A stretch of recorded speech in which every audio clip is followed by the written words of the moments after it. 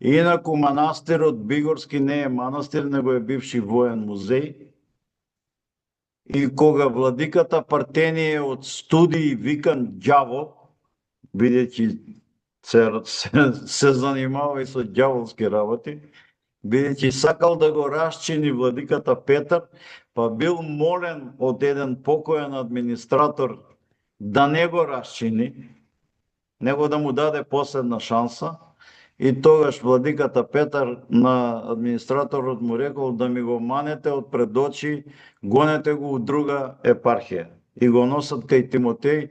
Тимотеј вика, ја немам црква кај да му дам. Имаше у старо време црква у воениот музеј, буквално ноќе упаѓаат на чуворот, му удараат клоца, го праќаат низ полето да си оди, у воениот музеј преспива навечер